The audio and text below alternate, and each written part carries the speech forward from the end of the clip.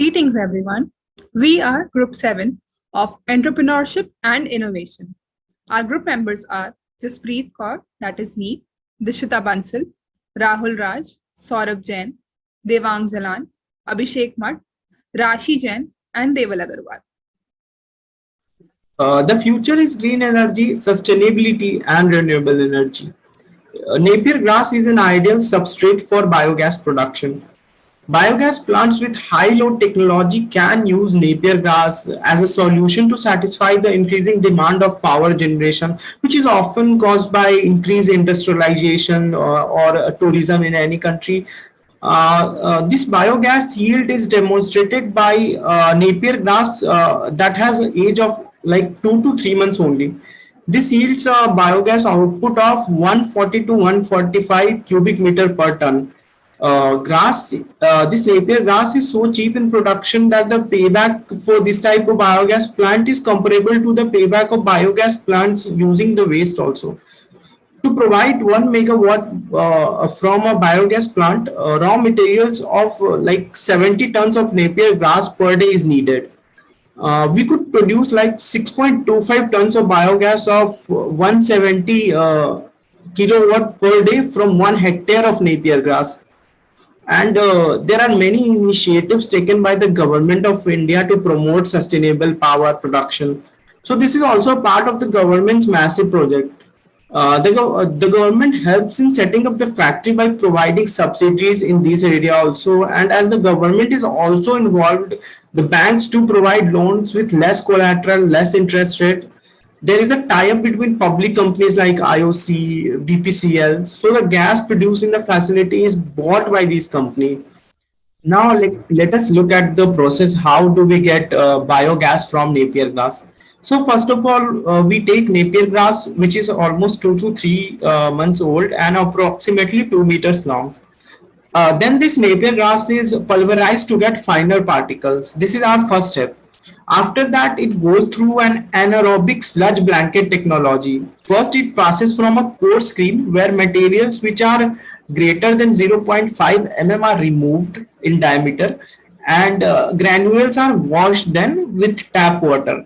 Now, these particles reaches to a UASB reactor, which is a form of an anaerobic digester. So this UASB reactor is a methane producing digester which uses an anaerobic process and forms a blanket of granular sludge and is processed by the anaerobic microorganisms.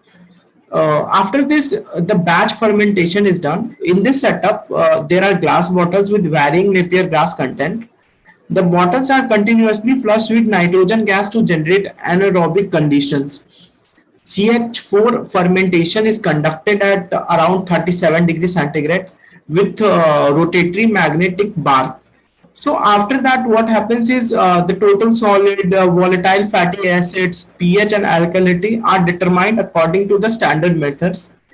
Biogas contents are measured every 12 hours using a gas chromatography equipped with a thermal conductivity detector. And finally, what we obtain is known as biogas. Now, let's talk about the industry analysis. Let's know why Napier grass for biogas and what is its unique selling point. Napier grass is perennial in nature. This 2-meter grass, when cut on different intervals, produces different amounts of biogas. It is readily available in tropic and the subtropic regions. The high yield of Napier grass serves as its USP. Up to 6.25 tons of biogas or 170 kilowatt per day from 1 hectare of Napier grass can be converted. Now talking about the market requirements. The biogas global market size was 24.03 US dollar billion in 2020. The global market is expected to grow from USD 25.61 billion in 2021 to around 37 US dollars billion by 2028 at a CAGR of 5.4% in the forecast period of 2021 to 2028. Now, 5.4% is a sudden rise in the CAGR, which is attributable to its market demand and growth returning to pre-pandemic levels when the pandemic is over. Now, let's talk about What is the growth drivers for this? The shortage of conventional fossil fuel coupled with environmental degradation is one of the major global problems. The use of renewable energy is expected to help overcome these problems.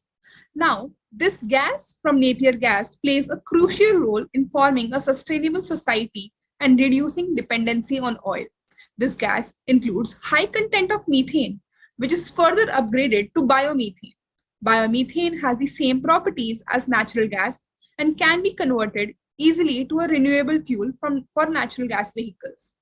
According to the International Renewable Energy Agency, that is IRENA, this gas as a vehicle fuel can reduce greenhouse gas emissions by about 60 to 80% compared to that of fossil fuels based fuels.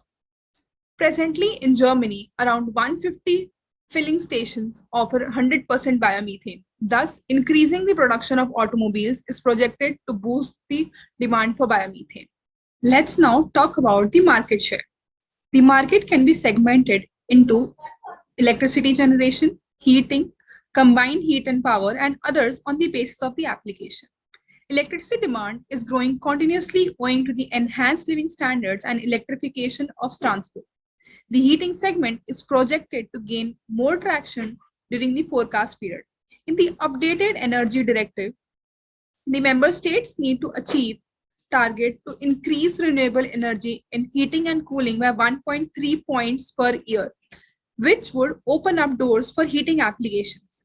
The other segment includes transportation segment. Implementation of environmental protection regulations globally is enhancing the demand for alternative fuels. In Germany, around 900 natural gas filling stations are available for more than 10,000 natural gas vehicles. Of those, 150 stations offer 100% biomethane and over 300 filling stations mixtures from biomethane and natural gas.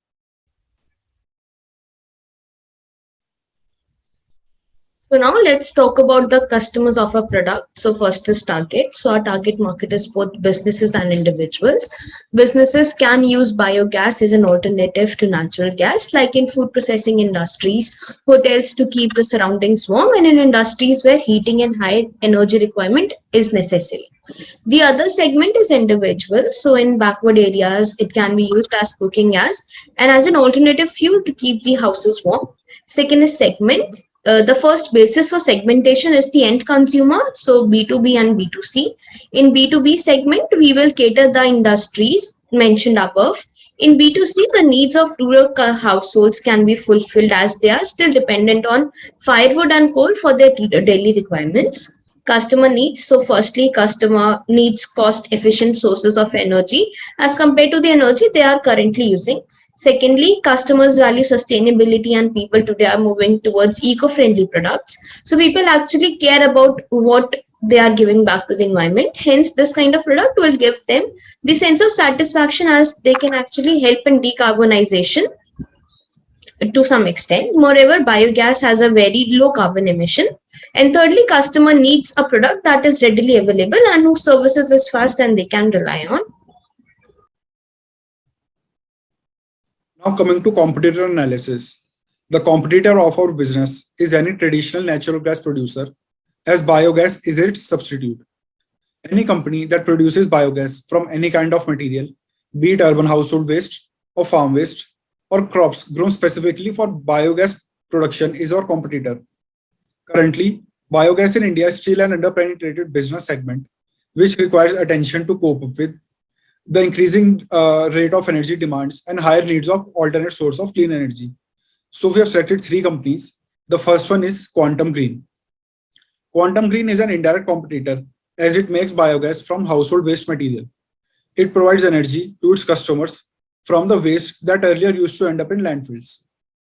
The company has an automated process which makes the process efficient, and the company is making large biogas plants equipped with modern technology, of which raw material is available on daily basis. And the company is growing at the rate of 30% year on year. The next is DP Cleantech. DP Cleantech is our direct competitor as it makes energy from various types of biomass, including Napier grass. This company has a long history which brings it a competitive edge of efficient business practices and low-cost leadership. The company has patented technology which is proved as it is applied in various projects around the world. It has in-house R&D which helps in making this technology development process smooth, and the company has a total of 350 plus projects around the globe with a presence in multiple locations. The third one is Indane. Indane is an indirect competitor of our business as it produces and supplies natural gas, which is LPG, majorly for cooking purpose. It is one of the largest packed LPG brands in the world, and with its new business strategy, it achieved 100% market penetration in India in the year 2015. The company provides customers with low carbon emission source of fuel for domestic use.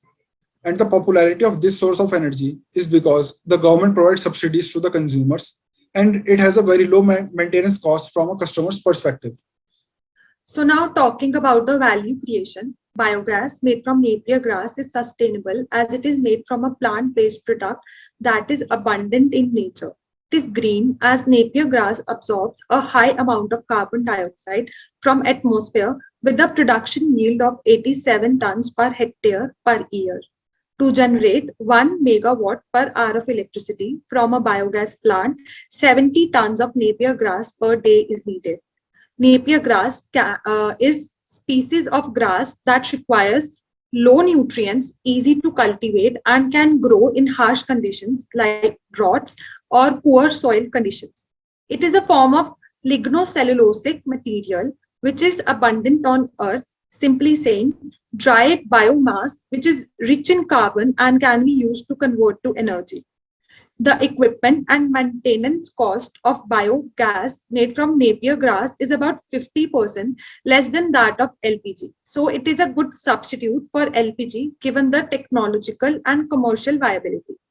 This is an alternate source of energy, so it can reduce the dependence on traditional sources of energy.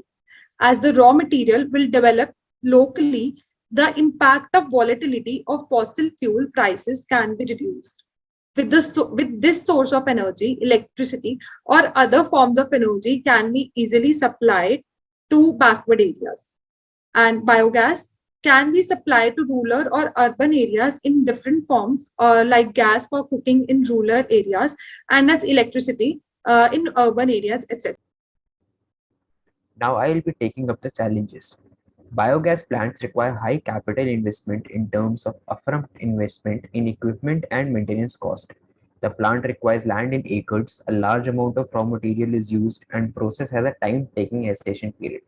The cost of equipment, feedstock materials, engineering, and labor is also high.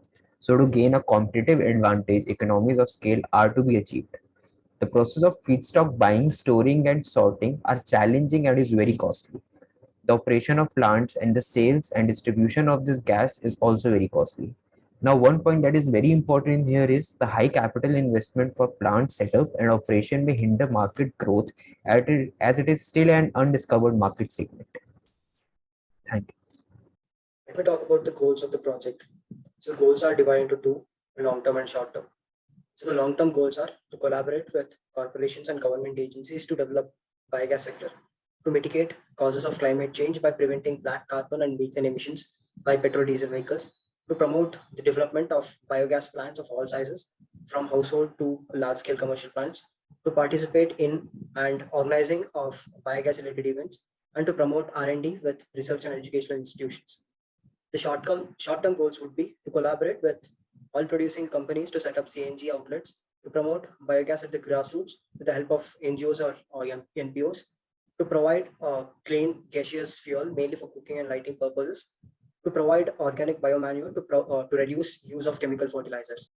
Talking about the SWOT analysis, strengths would be the government's strong support. Various incentives and subsidies have been provided by the government to support the entrepreneurs in setting up of CNG plants. Compared to diesel or petrol, CNG has a more favorable price. Great potential for development. CNG is still in initial development.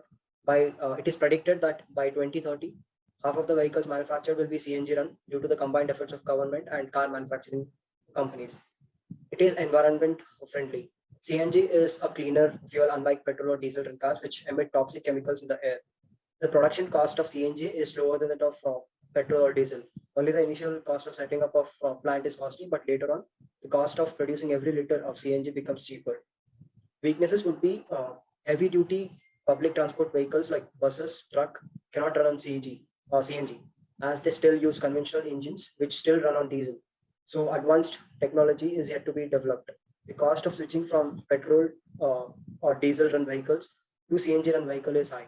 So this requires abandoning existing vehicles and buying new vehicles. In India, most cars are pre-designed to run on petrol diesel fuel, and there are not many CNG refueling stations in cities. Opportunities are import of crude oil substituted.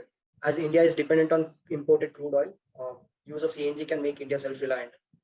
Abundant resources are available for the generation of CNG. Since Napier grass can be easily cultivated in huge quantity without exploiting much of the natural resources. Public awareness of environmental issues is growing. There is growing concern among the public about using environment-friendly fuel. It is predicted that in 2030, the demand of CNG is expected to reach 131 billion cubic meters. Infrastructure for production and delivery is rapidly developing. As mentioned earlier, combined efforts by the government and the R&D, which is focusing on developing new technologies in manufacturing production plant equipment. Government started providing subsidies to CNG run vehicle owners so that buyers are incentivized to buy CNG run vehicles when buying new vehicles. The threats are petrol diesel fleet operators lobby vigorously to keep the status quo because they do not want to run out of businesses. Lack of private investments in CNG stations. Most of the stations are still under government, which are operated through oil marketing companies like BPCL, Indian, etc. There are concerns over CNG run vehicles safety. CNG run vehicles are more prone to catching fire, which make people to prefer petrol diesel run vehicles. There are significant developments happening around electric vehicles, which are one of the most preferred vehicles by consumers. So the electric vehicle segment can become roadblock to CNG significant success. The various government schemes for a startup is as follows. The 2018 National Biofuels Policy emphasizes the active promotion of advanced biofuels such as CNG. The objective is to assist entrepreneurs in establishing CBG plants across the country. The Ministry of New and Renewable Energy has announced a central assistance fund of Rs 4 crores for 4,800 kilos of CBG per day, generated from 12,000 cubic meters of biogas per day, up to Rs 10 crores per project. To aid in the financing of CBG plants, the RBI has classified them as a priority sector for lending, and SBI and other banks have already been developed, particularly policies for CBG project financing. The state governments has joined hands with the central governments by forming committee to monitor SATAT committees in the states to promote CNG initiatives. Central government has devised natural gas infrastructure plan to set up 10,000 CNG stations over the next 10 years. If they are succeeded with this plan, then by 2030, 50% of the manufactured vehicles would be run by CNG. Next slide. The National Biogas and Manure Management Program is a Government of India scheme that gives provisions for setting up a family-type biogas plant with the intention of providing biogas as a source of clean cooking fuel and as a source of lighting in the rural and semi-urban areas of India. The key objective of the National Biogas and Manure Management Program are to mitigate drudgery of rural women, reduce pressure on forests, and accentuate social benefits. To improve sanitization in villages by linking sanitary toilets with biogas plants. To mitigate the causes of climate change by preventing black carbon and methane emissions. The Ministry of New and Renewable Energy has been implementing biogas-based power generation and thermal energy applications program for dissemination and deployment of medium-sized biogas plants in the rural semi-urban areas of the country, which helps the beneficiaries to have captive power generation in the range of 3 kW to 250 kW, aiming to meet captive power needs of small dairies or rural industries or farmers by converting organic waste such as cattle dung and other biodegradable waste such as substrates. Objectives of the Biogas Off-Grid Program (BPP) are addressing electricity requirements in dairies, goshalas, farming, etc., improving agricultural productivity due to use of biofertilizers produced from these plants, biogas power for decentralized applications in the capacity ranging from 3 kW to 250 kW, and utilization of biogas produced for thermal applications.